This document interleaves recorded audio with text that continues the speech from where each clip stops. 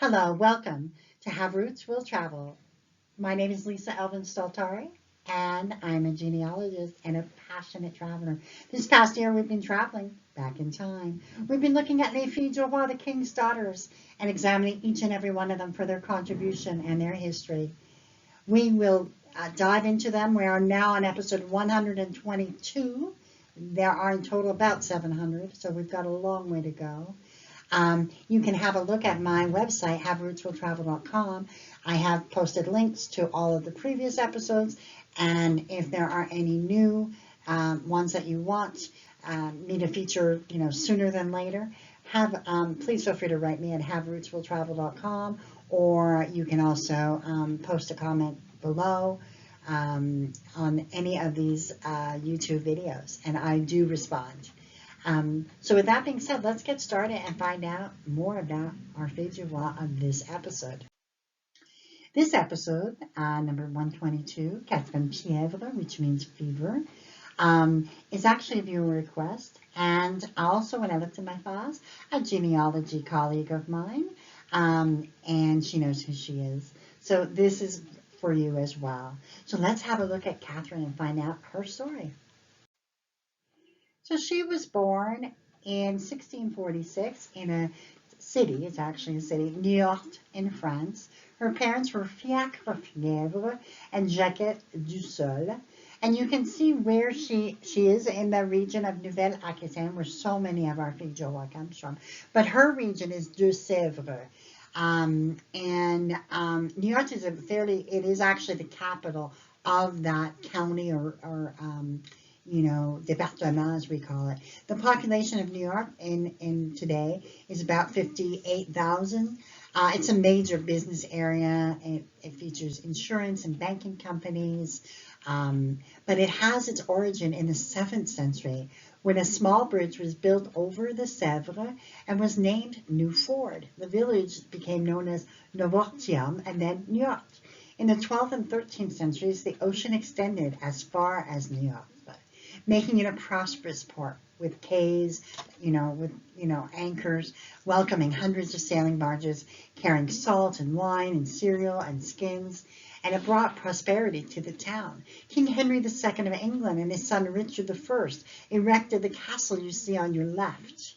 Okay, that castle is from that era. The city of New York became one of the centers of Protestantism in Western France and suffered after the revocation of the Edict of Nantes in 1685. So you know that is, this area had a lot of Huguenots. This was a tempestuous place to be from. And this is where Catherine would emerge from. But it is very beautiful. So upon her father's death, she left for Canada at about age 17 on the very first boat, Le Phoenix de Flosange, June 30th, 1663. Amazing. She got on that first ship. So let's have a look at who she selected and who selected her. What was his name? So the groom that she selects and who selects her, his name was Charles Allaire. He was born in 1637 in a commune called Saint-Philbert-du-Pont-Charolles. Now, there's a mouthful. It's now just called Chantonnay. So if you look for it, that's what it's called. His parents were Sébastien Allaire and Perrine Fleurisson. Now, you can see the region of France where he's from, Pays de la Loire, okay? And he is from the département or county of Vendée. So that gives you an idea of where in France it is from. And it was actually originally known as Bas-Poitou and is part of the former province of Poitou. So some of you may be doing research in Quebec and you see this. This is where it's all kind of coalescing. The church where he would have been baptized is still in existence. And this is an aerial view of this lovely town where you can imagine it's been around forever. And now, right now, this population of this town is probably in the hundreds of people. It is a very small village. This is the area where Charles was growing. It's largely agricultural. So let's have a look at Charles and his journey. So Charles and Jean, his brother, come to New France. Now, his brother would marry a lady almost immediately, so she was not a fille du roi. She's probably a family. I haven't researched that.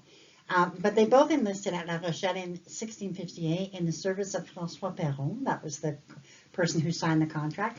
And they sailed on Le Taureau, and their contract was for 3 years at 75 pounds a year. They received a signing bonus of about 35 pounds. At the end of his contract, Charles in 1662 signed a marriage with a lady named Françoise Chapelain, but it was subsequently canceled. So there was Charles. He was on his own. His brother had married. His soulmate was on her way, coming quickly. So by 1663, November 10th, 1663 to be exact, Catherine and Charles were married at Quebec City. They had finally found each other. The very first years were spent at Chateau Richer. Give you a little, information on Chateau Richer. In 1626, Samuel de Champlain established Chateau Richer, the first farm in the St. Lawrence Valley. It was to feed the people of Quebec City. Jean Bourdon's map of 1641 is the earliest source that mentions the name Chateau Richer, referring only to the cape or headland on which stands the present church. But the origin of the name remains uncertain. And in 1646, Olivier Le Tardif, the Lord and Chief Prosecutor, he granted 20 concessions to the inhabitants of Chateau Richer so that they could officially establish themselves properly. So it was like in 1646, they finally had this place that they could call. In 1678, the local parish was formed, named La Visitation de Notre-Dame, and on March the 15th, 1753, Chateau Richer became the very first organized village with a proper, administration and all of that. So that is kind of the history of Chateau Richer, and many of the oldest families in Quebec first settled. Even today, a fairly large segment of the town's population can be traced back to these pioneer families. The town stretches for several miles alongside Route 138. This route, which was originally known as the King's Road, the Chemin du Roi or Chemin Royal, to be later renamed Avenue Royale, is among the first ones to be built in North America. I did a little travel log on the Chateau, or not Chateau Richer, but on the Chemin du Roi. You can look it up on my travel list, and I kind of go through it. I plan on doing that next summer, so we're going to do the King's Road. As so many have before, they settled in Ile d'Orléans, which is located, of course, in the St. Lawrence River, 3 miles east of downtown Quebec City. It was one of the first parts of the province to be colonized by the French, and a large percentage of French Canadians can trace their ancestry to the early residents of this island. It really is a microcosm of all of Quebec, because everyone kind of, deviates there. I mean, there's a lot of people who didn't, but if you're among the earliest pioneers, the odds are you're going to have some pioneers on Ile d'Orléans. So they settled here. In 1666 census, we have Charles Allaire and Catherine Fievre. And so there's about an 11-year, I always like to see if they change, from year to year, how old they are. And then we have Marie, their firstborn, who's 18 months old, and Charles, who's a month old. And by the next census, we have Charles, who is 28. Now, Catherine has aged significantly. She's now 8 years younger than him instead of 11. And then we have Marie-Madeleine, who is 2 months. So we can see, unfortunately, that Marie and Charles from the 1666 census are no longer there. And so they do have 1 goat and 6 arpents, which is about 4 acres of land.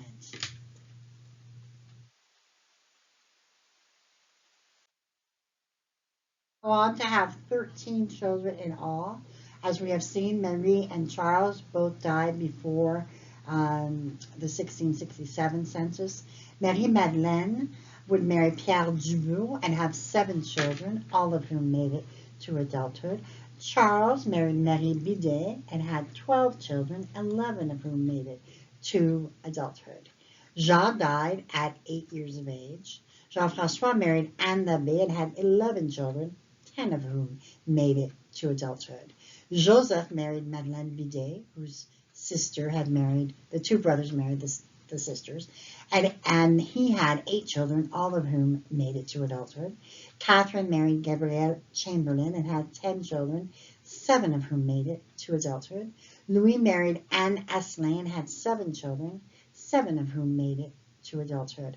Françoise married Jacques Bidet, you see that name again, and had 7 children, 6 of whom made it to adulthood. Etienne married Marianne Bilodeau and had 13 children, 10 of whom made it. He then married Marguerite Amiel and had 4 more children, all of whom made it. Alexandre married Catherine Bidet. See how often we have 3 sisters marrying the 3 brothers, and had 4 children, all of whom made it. Marguerite married Pierre Dubreuil and had 3 children, only 1 of whom made it before her untimely death at 28. And then we have here the 1681 census. We have Charles Allaire, he's 50. Catherine has aged some more. She's now 46. She's only 4 years younger than him. Enfants, their children's Marie, Charles, Jean, François, Joseph, Catherine, Louis. And then we have, I remember all the ones after come later and are not on that census. We have 1 gun, we have 4 goats, and we have 10 enfants en valeur, so about 8 acres of land. So we do not have death records for either of them, which is always sad that we don't have the exact date. But Charles died sometime between 1687 and 1691. We presume that he's buried on the island of Orleans. He would have been about 50 when he would have passed away, and he and Catherine would have been married about 25 years. Catherine herself would die at the age of 67. We don't have a death record, but what we do have is and I've clipped it for y'all. This is a register of the hospital, the Hôtel Dieu of Quebec, and it says here where it says Allaire, la bonne femme, décédée le 13 juin. That means deceased the 13th of June, 1709, the old woman, la bonne femme, Allaire, and this would be her only, record, if you will. And she would presumably have been buried at the cemetery of the hospital. Usually when you died in hospital in Quebec at the very early stages of its history, you would be buried at the hospital. If you died at home, which many were, they would then be transported to the cemetery of their church. But in these days, they generally were buried for health reasons as well. And I've provided a link to this register. It's an amazing PDF document that I found, and really, really remarkable, information has been gleaned about this. Here's a final tribute to Charles and Catherine. Of course, they are among the pioneers of Ile d'Orléans, and you can, when you go there, you can stand and see their names on that monument. They would have been a remarkable couple. Despite the early deaths, they have produced an incredible amount of descendants. There were, as of 1729, 166 descendants from, as of 1729. I can only imagine what there are now. I found this website when I was looking, how I always look for the family associations and things like that. So this is really interesting. So have a look at that. I've provided the link. There's another source that I found as well. Let me show it to you. So this is a PDF as well, and the information contained in this file was copied directly from the 2-volume French publication of Les Familles Allaire d'Allaire. So it's, for all to enjoy. So have a look at that. That is definitely something to explore. So we'll look at some of the resources. La Société des Filles du Roi, a great society to belong to. You get a wonderful a wonderful certificate of your ancestors. However, I have two that I've submitted so far. I'm a member, and I'm also the membership chairperson. It's been around since 1994, so it really is a wonderful, wonderful society. Quebec Genealogical Society is fairly new on the block, but boy, they're really giving a lot of information, a lot of resources as well. Have a look at them. Nos Origines is a wonderful think tank of all kinds of stuff. You can participate as well in that one. Genealogie Quebec is a paying website, but for me, it's absolutely essential. We have Migration, which is everything you ever wanted to know about Filles du Roi site. It's a free site, but I do PayPal every so often just to thank them for their contributions. And Facebook group, Filles du Roi Descendants, amazing, very kind souls on that Facebook group. So I would encourage you to check out all these. And so with that, we end episode 122. Amazing, amazing story of so many descendants and got their start early. And so they're pioneers at Chateau Richer, at Ile d'Orléans. You have, so many descendants coming from there, and also just being there, even though they had a fairly short life for the time. They contributed much. And for that, we thank Catherine for her contribution, for her sacrifices, and just for being, a fille du roi. We bless her memory. Thank you, Catherine. Until I see you on episode 123, au revoir.